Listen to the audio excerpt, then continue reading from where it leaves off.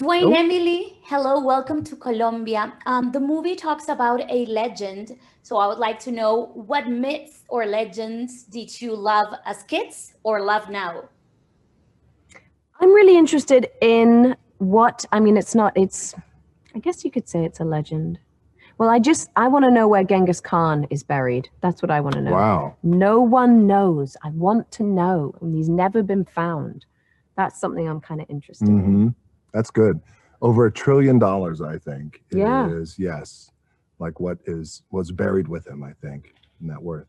Truly. Let's find out. I can't remember, but there's a great legend in Colombia. El Dorado.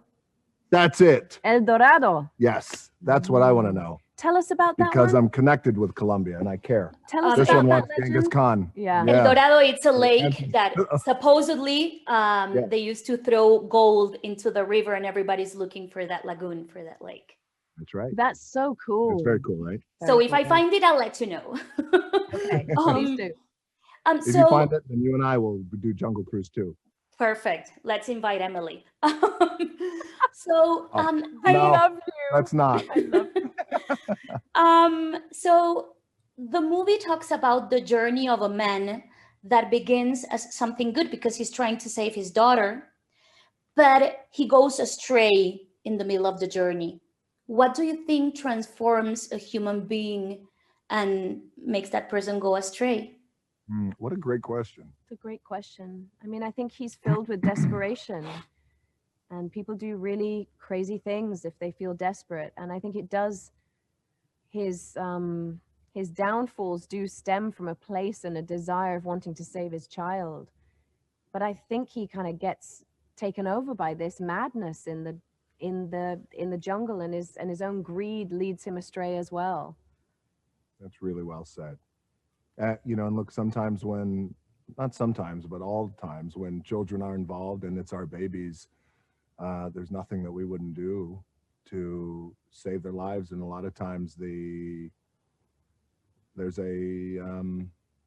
lines that we're willing to cross.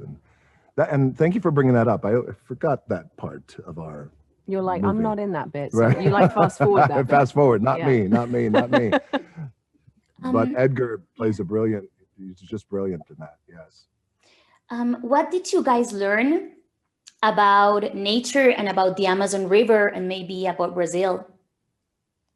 I mean, you learn not only that it's just so sumptuous and so beautiful, but you learn how necessary it is to try and preserve it and make sure we do our part to save the rainforest. We need the rainforest. And this movie is a big celebration of nature. It's a huge celebration of nature. So I think we got to really be sort of all encompassed by it. When we shot in Kauai, yes, it wasn't the Amazon, but you were just surrounded by this tactile sense of how majestic nature is. Yeah.